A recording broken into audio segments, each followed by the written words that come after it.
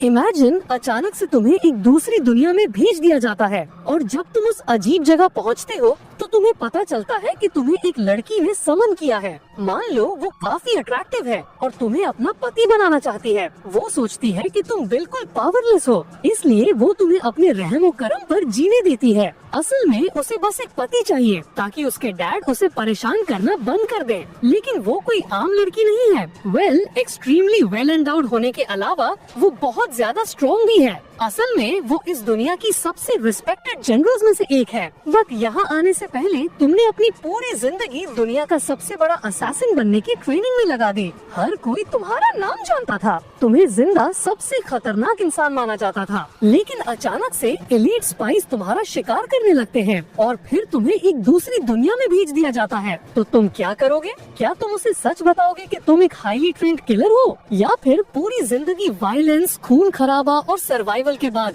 तुम हार मानकर एम्प्रेस के रखेल की आसान जिंदगी एंजॉय करोगे? सच कहूँ तो मैं तो टेम्पटेड हो जाऊंगा। शायद मैं इसके बारे में बार बार सोचूंगा, लेकिन हमारा हीरो क्या चुनेगा? इसी वक्त स्टोरी हमें दिखाती है कि उसे अभी भी वही असैसिन गिल्ड चेज कर रही है जिसका वो कभी हिस्सा था। चेज के दौरान अचानक एक ब्लास्ट होता है और फिर सीन कट होता है एम्प्रेस पर, जो एक समनिंग रिचुअल कर रही है। वो ऐलान करती है, मेरे अंदर मौजूद स्पिरिट के नाम पर मैं एक अलग टाइम और स्पेस से एक सर्वेंट को समन करती हूँ। अचानक उसके बेड पर कोई दिखाई देता है जिसका सर कपड़े से ढका हुआ है। वो फिगर कपड़ा हटाता है, आसपास देखता है और सोचता है, मुझे चेज करने वाले लोग कहाँ हैं? वो कंफ्यूज होकर इधर उधर देखता है, सिचुएशन को समझने की कोशिश करता है। लेकिन हम पहले से जानते हैं कि ये ट्रबल मेकर कौन है। ये और कोई नहीं, हमारा प्रोटैगनिस्ट है जिसे एम्प्रेस ने समन किया है, और इस एम्प्रेस का नाम है जी रोयन। वो अपनी समनिंग से क्लियरली डिसअपॉइंटेड है क्योंकि जिस आदमी को उसने बुलाया है वो एक आम इंसान लग रहा था। वहीं दूसरी तरफ हमारा शेमलेस लड़का पहले ही ब्लश कर रहा था और सोच रहा था, गॉर्जियस,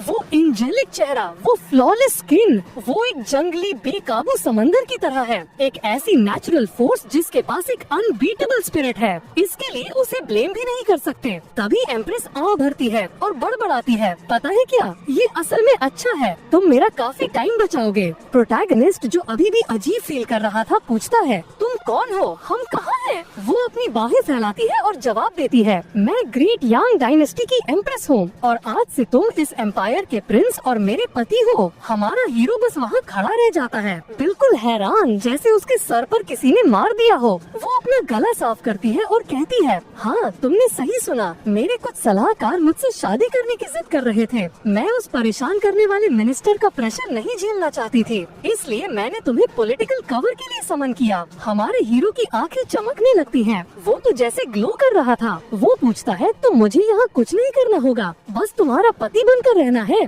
वो कंधे उचकाती है जैसे कह रही हो, हाँ बस इतना ही। और जाहिर है वो शेमलेस बदमाश बेड पर वापस गिर जाता है और एम्प्रेस को थोड़ा क्वालिटी टाइम बिताने के लिए इनवाइट करता है। लेकिन वो उसकी बात को तुरंत काट देती है। वो समझाती है कि बदकिस्मती से वो कोई भी वाइफली ड्यूटीज पूरी नहीं करेगी, लेकिन वो प्रॉमिस करती है कि उसे अपनी बाकी की जिंदगी में खाने, कपड़े या पैसों की चिंता करने की जरूरत नहीं पड़ेगी। वो स्लेव रिंग को हटाने का भी कोई तरीका ढूंढ लेगी जो समनिंग के दौरान उसके हाथ में आ गई थी। फिर वो उसे इम्पीरियल हॉल में मिलने को कहती है और कमरे से चली जाती है। शाओवान बस वहाँ बैठा रह जाता है। वो नीचे रिंग की तरफ देखता है और सोचता है, तो ये वो कॉन्ट्रैक्ट रिंग है जिसके बारे में वो बात कर रही थी। जब तक मैं इसके असर में हूँ मैं उसे चोट पहुँचाने के लिए कुछ नहीं कर सकता। तभी आखिरकार वो सिस्टम सामने आता है जिसका सबको इंतजार था और पूछता है, क्या आप सबसे पावरफुल सुप्रीम सिस्टम को एक्टिवेट करना चाहेंगे, हाँ या ना? हमारा हीरो कहता है, एक मिनट रुको, मैं एक दूसरी दुनिया में आया हूँ और उसके ऊपर से मुझे एक ओवर पावर्ड सिस्टम भी ऑफर किया जा रहा है। और वो कहता है, नहीं, तुम लोगों की तरह मुझे भी लगा था कि वो हाँ कहेगा, लेकिन हे, हमारा लड़का जानता है कि वो क्या कर रहा है। फिर वो बोलना शुरू करता है, जब मैं बच्चा था तो मुझे एक अनाथ के रूप में गोद लिया गया था। जिंदा रहने के लिए मुझे लगातार मारना और ट्रेन करना पड़ता था। जिस असैसिन गिल्ड के लिए मैं काम करता था उसकी वजह से मैं ये भी नहीं चुन सकता था कि किसे मारना है। सबसे स्ट्रॉन्ग बनने की चाह में मैं उस रास्ते पर पहले ही चल चुका हूँ। बस बहुत हुआ, जो मुझे अब चाहिए वो यही है। बिना किसी जिम्मेदारी के एक लाड़ प्यार वाले प्रिंस बनने से बेहतर क्या हो सकता है। वो संतुष्ट होकर बैठ जाता है। लेकिन तभी सिस्टम कहता है क्योंकि तुमने मना कर दिया है, अब हम तुम्हारी मेमोरी मिटा देंगे और दूसरे कैंडिडेट के पास चले जाएंगे। शियोवन बस उसे घूरता रहता है और तभी सिस्टम ग्लिच करने लगता है। कनेक्शन फेल, डिस्कनेक्ट करने की कोशिश फेल, यूजर के साथ जबरदस्ती बॉन्ड करने की कोशिश fail, host ultra dimensional plane earth से है, पैरासाइट मोड में एंटर कर रहा है फेल, सिस्टम बुरी तरह से बग आउट कर रहा था। वो हर तरीका आजमा रहा था लेकिन कुछ काम नहीं कर रहा था। 9,999 फील्ड अटेम्प्ट्स के बाद वो हार मान लेता है और मिन्नतें करता है, क्या मैं कम से कम आपका असिस्टेंट बन सकता हूँ प्लीज। हमारा हीरो बस वहाँ खड़ा खुद से सोचता है, तो अब ये चीज मेरा सिस्टम नहीं होगी, ये मेरा गुलाम होगा। हाँ, इसके लिए मैं तैयार हूँ। वो सिस्टम को एक नाम देने का फैसला करता है,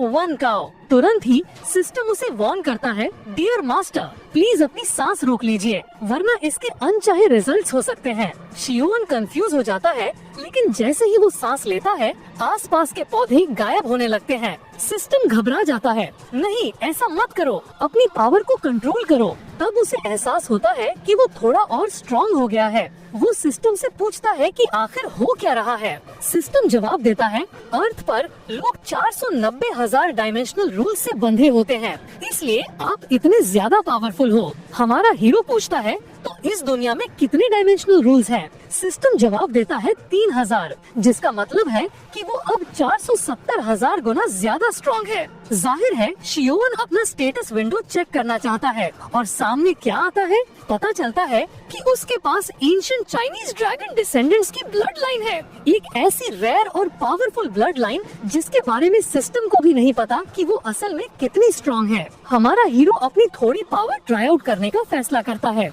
इसलिए वो मार्शल आर्ट्स ट्रेनिंग हॉल की तरफ जाता है। उसे तलवारों का एक रैक दिखता है और वो आराम से एक उठा लेता है। मैं इसे टेस्ट करूंगा, वो कहता है, लेकिन इससे पहले कि वो अपना सेंटेंस पूरा करे तलवार उसके हाथ में टूट जाती है। वो बड़बड़ाता है, ये एम्प्रेस अपने हथियारों का अच्छे से ख्याल नहीं रखती। तभी सिस्टम बीच में बोलता है, इस दुनिया में वेपन्स 1 से 9 तक रैंक किए जाते हैं। वो रैंक 6 की तलवार थी तो वो काफी डिसेंट वेपन थी। वो इस बार ज्यादा ध्यान से सिर्फ अपनी उंगली से दूसरी तलवार पकड़ता है, उसे देखता है और कहता है, ये वाली अच्छी लग रही है। लेकिन जैसे ही वो उसे छूता है, हाँ, वो फिर से टूट जाती है। हमारा हीरो फ्रस्ट्रेट हो जाता है और उसे साइड में फेंक देता है। ठीक है, मैसेज मिल गया, कम से कम मैं काफी स्ट्रॉन्ग तो हूँ, फर्क नहीं पड़ता अगर हथियार बेकार हैं। वैसे भी इस बार मेरा किसी को मारने का प्लान नहीं है। वो हॉल से बाहर चला जाता है। सीन अगले दिन पर स्किप होता है। वो उठता है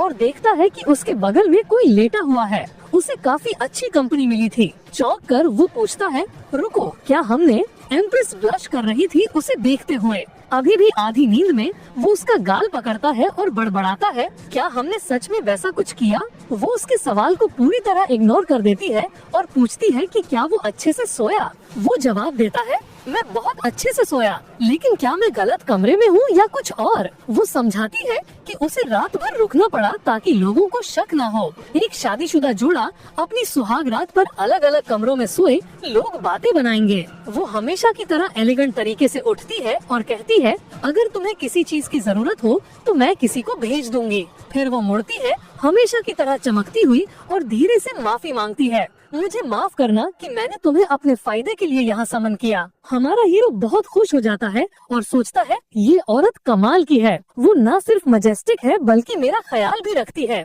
रात हो जाती है। सीन कट होता है एम्प्रेस पर, जो पूछ रही है, क्या नॉर्क में सिचुएशन सच में इतनी खराब है? उसकी दोस्त जो एक पूर्व जनरल है जवाब देती है, बदकिस्मती से हाँ, बारबेरियंस ने पहले ही हमला करना शुरू कर दिया है और हमारी इंटेल के मुताबिक सेक्रेड बारबेरियन भी वही होगा। एम्प्रेस अपनी छोटी सी नोटबुक को जोर से बंद करती है और कहती है, तो मैं खुद जाकर उसे वापस ले लूंगी। मैं उस बूढ़े बैस्टर्ड से हमेशा के लिए निपटा लूंगी। वो जनरल की तरफ मुड़ती है और कहती है, 3 दिन में तुम मेरे साथ नॉर्थ आ रही हो। वो एक्स जनरल बिल्कुल भी नहीं हिचकिचाती, उसका चेहरा खिल उठता है। उस औरत को केओस पसंद है। हम 3 दिन आगे जाते हैं। एम्प्रेस अब पूरी तरह से आर्मर में थी, जिसे देखकर साफ पता चल रहा था कि उसे लड़ना आता है। जाने से पहले वो पूछती है कि क्या सब कुछ तैयार है। वो औरत सर हिलाती है और कहती है, मैंने लिंगर को उस पर नजर रखने के लिए लगा दिया है, इसलिए चिंता की कोई बात नहीं है। लेकिन फिर वो मुड़ती है और पूछती है, तुम उस प्रिंस के लिए इतनी चिंतित क्यों हो? वो तो बिल्कुल बेकार लगता है।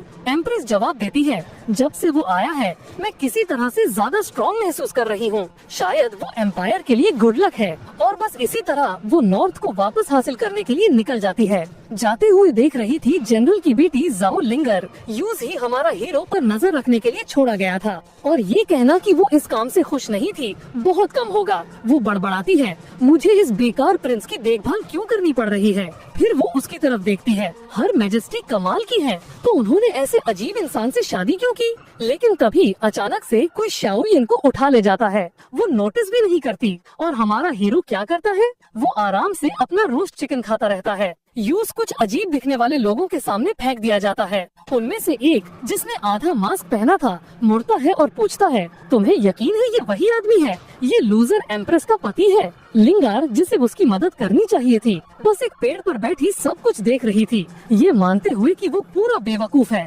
जैसे ही किडनैपर्स थोड़ा दूर जाते हैं, वो नीचे कूदती है, उसका हाथ पकड़ती है और कहती है, चलो यहाँ से निकलते हैं। लेकिन तभी वो गायब हो जाता है। पता चलता है कि हमारी लिंगार एक इल्यूजन आइटम से धोखा खा गई थी। अब वो खुद एक स्पिरिचुअल केज में फंस गई है। वे लोग वापस आते हैं और उसे तुरंत जनरल की बेटी के रूप में पहचान लेते हैं। वहीं दूसरी तरफ हमारा प्रोटैगनिस्ट अभी भी आराम से अपना चिकन खा रहा था, जैसे ये बस एक आम दोपहर हो। लिंगार पहले ही अपनी तलवार निकाल रही थी, लेकिन स्कारफेस्ड आदमी उसे ऐसा ना करने को कहता है। वो गुस्से में पूछती है, तुम कौन हो? वो अपना मास्क उतारता है, जिससे एक लंबा घाव दिखता है और पूछता है, क्या तुम्हें मैं याद हूँ? सीन कट होता है, वो एक गुफा में जंजीरों से बंद है। हैरान है लैंग यिंग, वो स्कार वाला आदमी जिंदा है। हमारा हीरो खुशी से बोलता है, ओह तो तुम सब एक दूसरे को जानते हो, बढ़िया है। ऐसा है तो मैं निकलता हूँ। लेकिन लैंग उसके कंधे पर हाथ रखता है और कहता है, हमारा काम अभी खत्म नहीं हुआ है। शाओ एंड डिसअपॉइंट होकर आह भरता है, ठीक है फिर लगता है मुझे इंतजार करना पड़ेगा। स्कारफेस मन ही मन सोचता है, कम से कम एम्प्रेस के पति में हिम्मत तो है। फिर वो शाओएन को एक शीशी देता है और कहता है, तुम्हें इसे एम्प्रेस के पानी में मिलाना है। शाओएन उसे लेता है और आराम से जवाब देता है, ठीक है कोई दिक्कत नहीं। लैंग उसे शक की नजर से देखता है, ये सब कुछ ज्यादा ही आसानी से हो रहा है। वो वार्न करता है कि ये एक नॉन वर्बल प्रॉमिस आइटम है, अगर तुम इसे पीते हो और डील तोड़ते हो तो तुम मर जाओगे। इससे पहले कि वो अपनी बात पूरी करे, शाओएन उसे पूरा पी जाता है। फिर उसकी तरफ मुड़कर कहता है, ठीक है अब मैं जा सकता हूँ, मुझे काम है। अगर मैंने ज्यादा देर की तो वो इंपीरियल गार्ड्स मुझे ढूंढने लगेंगे। लैंग खाली बोतल को देखता रह जाता है, बिल्कुल हैरान, मैं इस जैसे आदमी का क्या करूँ? वो सोचता है। हमारा हीरो ऐसे बैठा था जैसे कह रहा हो, जो तुमने कहा मैंने सब किया, अब मुझे जाने दो यार। लिंगार उस पर चिल्लाती है, बेशरम गद्दार, एम्प्रेस ने तुम जैसे किसी को कैसे चुन लिया? लैंग उसे डांटता है, तुम बेवकूफ हो, प्रिंस सिचुएशन को तुमसे बेहतर समझता है। तुम और तुम्हारी माँ ही हो जिन्हें दिखाई नहीं दे रहा कि यांग डायनेस्टी में हालात कितनी खराब है। फिर वो लिंगार की तरफ इशारा करता है और पूछता है, तो अब जब मैंने जहर पी लिया है, क्या मैं इसे भी अपने साथ ले जा सकता हूँ? वो चिल्लाती है, मुझे तुम्हारी मदद नहीं चाहिए। लेकिन लैंग बीच में बोलता है, माफ करना, ऐसा नहीं हो सकता, मेरा उसके साथ कुछ अधूरा काम है, मुझे हिसाब बराबर करना है। शाओएन टेबल चढ़ाता है, हाँ ये काम नहीं करेगा, मैं उसके बिना यहाँ से नहीं जाऊँगा। फिर वो साफ साफ कहता है, अगर मुझे यहाँ से उसके बिना जाना पड़ा तो इसका मतलब होगा कि मैं मर चुका हूँ। लैंग जवाब देता है, ठीक है तो तुम इसी गुफा में जहर से मरोगे। हमारा हीरो उसे एक इनोसेंट सा लुक देता है, इतना छोटा दिल मत रखो यार, मैंने तो पूरा सहयोग किया है। अचानक उसके पीछे एक गुंडा गुस्से में आगे बढ़ता है और उसे पंच मारने जाता है। उस आदमी का मुक्का शाओएन के बालों के पास से गुजरता है और लिंगार डर जाती है, ये तो बस एक आम आदमी है। वो सोचती है वो इससे कैसे बचेगा, लेकिन जब वे दोबारा देखते हैं वो अभी भी वही बैठा उबासी ले रहा था। दोनों हैरान होकर वही जम जाते हैं और सोचते हैं वो इतना शांत कैसे है। एक सीरियस एक्सप्रेशन के साथ शियाउन कहता है, तुम वो हाथ हटाने वाले हो या नहीं? उस आदमी ने अभी भी उसके बाल पकड़े हुए थे। शियाउन बस बड़बड़ाता है, मेरे बालों को हाथ मत लगाना। फिर वो आलस से एक साइड पंच मारता है और एक बहुत बड़ा ब्लास्ट होता है। लगता है वो आदमी तो हवा में ही उड़ गया। पूरी गुफा हिलने लगती है। हमारा हीरो अपना सर टेढ़ा करता है सोचते हुए कि ये क्यों हुआ। फिर वो एक और पंच मारता है और फिर एक और। अब तक वो 3 लोगों को पहले ही उड़ा चुका था। मास्क पहना हुआ आदमी जमीन पर गिर जाता है। शियाउन उसके पास जाता है और वो आदमी अपनी जिंदगी की भीख मांगने लगता है, लेकिन बहुत देर हो चुकी थी। सिर्फ एक घूरने से शियाउन उसे गायब कर देता है। उसने सच में उस आदमी को सिर्फ देखकर ही मार डाला। फिर वो लिंगर की तरफ मुड़ता है। वो कांप रही थी। प्रिंस प्लीज मुझे जिंदा छोड़ दो, मुझे नहीं पता था कि आप ऐसे हो। शियाउन बस जंजीरों को अपने हाथ में पकड़ता है और नेक्स्ट मोमेंट वो आजाद हो जाती है। वो बिल्कुल हैरान थी, आखिर उसने सीक्रेट चेन फॉर्मेशंस को टहनियों की तरह कैसे तोड़ दिया। वो उसकी तरफ देखता है और कहता है, पागल लड़की, तुम्हें क्यों लगा कि मैं तुम्हें चोट पहुंचाऊंगा? बस यहाँ बैठो और हिलना मत, मैं सबूत साफ करने जा रहा हूँ। और फिर वो हल्क की तरह आसमान में कूद जाता है। दूर कहीं 2 पहाड़ उठते हुए दिखते हैं। लिंगार्ड मुस्कुराते हुए और हैरानी में बड़बड़ाती है, ये क्या हो रहा है? क्या वह सपना देख रही हूँ? क्या वो एक पहाड़ है जो इधर उधर कूद रहा है? रुको, एक पहाड़ इस तरफ क्यों आ रहा है? और वो रहा हमारा चैड हीरो पूरा का पूरा पहाड़ उठाए हुए। वो उसे एक बूम की आवाज के साथ उसके पीछे गिरा देता है। शियाउन बेफिक्री से चलता है और कहता है, लो अब कोई सबूत नहीं बचा। लिंगार्ड बस वही बिल्कुल हैरान खड़ी रह जाती है। तो ऐसे छिपाते हैं जुर्म को? हाँ, हमारा हीरो पहले ही आगे बढ़ चुका था और कहता है, हे छोटी लड़की, जब वो पूछे तो बस कहना कि तुमने मुझे बचाया, ठीक है? वो बिल्कुल कंफ्यूज होकर पलके झपकाती है। रुको, क्या तुम्हारा क्या मतलब है? एक स्ट्रेट फेस के साथ वो उसकी तरफ देखता है और कहता है, क्या तुम्हारी माँ ने तुम्हें कभी नहीं बताया कि बड़ों की बात सुननी चाहिए? वो अभी भी शॉक में थी, लेकिन सर हिलाती है। समझ गई, मैं किसी को नहीं बताऊंगी। हमेशा की तरह प्राउड फील करते हुए वो मुस्कुराता है और कहता है, ये हुई ना बात, गुड गर्ल, अब चलो। वो उसे बाजू से पकड़कर उठाता है और साइड में देखता है। उसकी दोस्त पास में ही ढूंढ रही थी।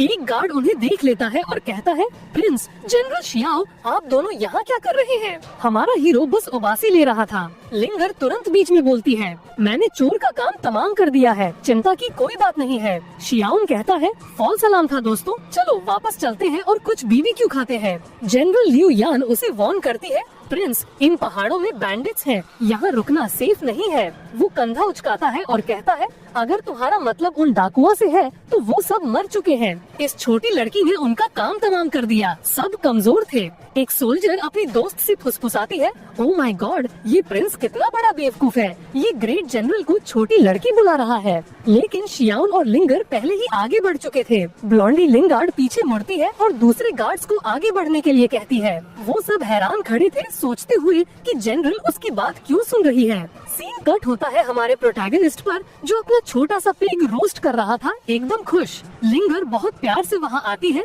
उसके लिए काटने वाला एक छोटा चाकू लेकर। वो उसके ठीक बगल में बैठ जाती है, बस एक और टेस्टी बाइट का इंतजार करते हुए। दूसरे सोल्जर्स आपस में फुसफुसाते हैं, अब सब खत्म, जनरल पागल हो गई है। वो लिंगर की तरफ मुड़ता है और पूछता है, हे, क्या तुम जानते हो कि वो लोग कौन थे जिन्होंने हमें पकड़ा था? वो जवाब देती है, उनका लीडर, वो जिसके चेहरे पर घाव था, लियांग शू था। उसे 1 साल पहले मौत की सजा होनी थी। वो शौक होकर पूछता है, मौत की सजा? शियाउन पलके झपकाता है, किस लिए? लिंगर बताती है, ये मेरी कमिंग ऑफ एज सेरेमनी के दौरान हुआ था। वो आईब्रो उठाता है, कमिंग ऑफ एज? रुको, तुम कितनी साल की हो? वो थोड़ा ब्लश करती है, 16। शियाउन विश्वास नहीं कर पाता, 16? और मर्डर और सर काटने की बातें ऐसे कर रही हो? तुम्हारी माँ जरूर पागल होगी। वो घबराकर हंसती है और सर हिलाती है। फिर वो उसे वार्न करती है, अब जब तुम एम्प्रेस के साथ हो तो तुम्हारा भी हंट किया जाएगा। एक घुड़सवार गार्ड कहता है, प्रिंस, अगर आप पैलेस में रहेंगे तो ज्यादा सेफ रहेंगे, वहाँ आप ज्यादा प्रोटेक्टेड रहेंगे।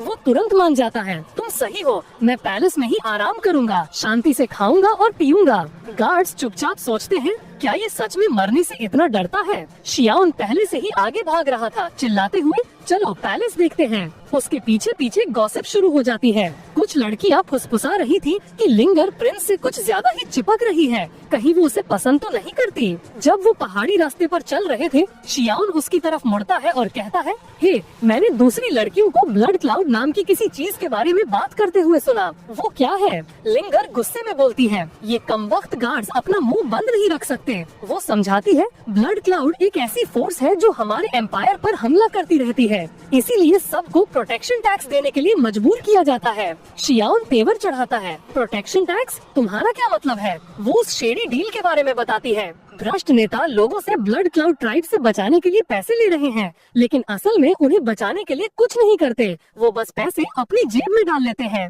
और अब हालत और खराब करने के लिए एम्प्रेस को सत्ता से हटाने की बातें हो रही हैं, क्योंकि वो इस सब का विरोध करती हैं, जिसका मतलब है कि वो उनका बेकार पति होने के नाते अब एक चलता फिरता टारगेट है। शियाओन अपनी फिस्ट कस लेता है। ये पूरा सिस्टम ही रिग्ड है। फिर वो लिंगर की तरफ मुड़ता है और पूछता है, अगर एम्प्रेस को पता चल गया कि मैं असल में स्ट्रॉन्ग हूँ तो क्या वो मुझे काम पर लगा देगी? लिंगर बिना रुके जवाब देती है, बिल्कुल। शियाओन इस पर सोचता है, अगर ये लोग शहर पर हमला करते हैं और मेरे पीछे आते हैं तो आखिरकार मुझे दिखाना ही पड़ेगा कि मैं क्या कर सकता हूँ, और अगर मैं नहीं करता तो सब मारे जा सकते हैं। अगर मेरी वजह से जंग शुरू हो गई तो वो शायद मुझे डाइवोर्स दे देगी या निकाल देगी। वो गुस्से में आ जाता है, बिल्कुल नहीं, मैं इन ब्लड क्लाउड वालों से निपट लूंगा इससे पहले कि वो मेरी आराम वाली लाइफस्टाइल बर्बाद करें। लिंगर उसे घूरती है, रुको, तुम इस बारे में चिंता कर रहे हो? वो जंगल से चलते रहते हैं और लिंगर कहती है, उन्हें ढूंढना नामुमकिन है, उनका एक किला कहीं छुपा हुआ है। हमारा हीरो पूरे हल्क मोड में कहता है, रिलैक्स ब्लॉन्डी, फिर आराम से उसे अपनी बाहों में उठाता है और आसमान में छलांग लगा देता है। बेचारी लड़की बिल्कुल हैरान थी। रुको, उसने इसके लिए कोई स्पिरिचुअल एनर्जी इस्तेमाल नहीं की। इस बीच वो उसे अपनी बाहों में लेकर लाइट की स्पीड से उड़ रहा था। वो चिल्ला रही थी, बिल्कुल घबराई हुई। स्लोली सिस्टम बीच में बोलता है, मास्टर आपको स्पीड तुरंत कम करनी होगी वरना ये मर जाएगी। थोड़ी देर बाद आखिरकार वो एक अनजान जगह पर उतरता है और शांति से कहता है, हम पहुंच गए। लिंगर, जिसके बाल बिखरे हुए थे और चक्कर आ रहे थे, लड़खड़ाते हुए कहती है, पहुंच गए? कहाँ पहुंच गए? हमारा प्रिंस अपना हाथ घुमाता है और सीधा एक अदृश्य दीवार में पंच मारता है। बूम, सब कुछ टूट जाता है और टड़ा, एक छिपा हुआ हवा में तैरता बेस उनके सामने आ जाता है।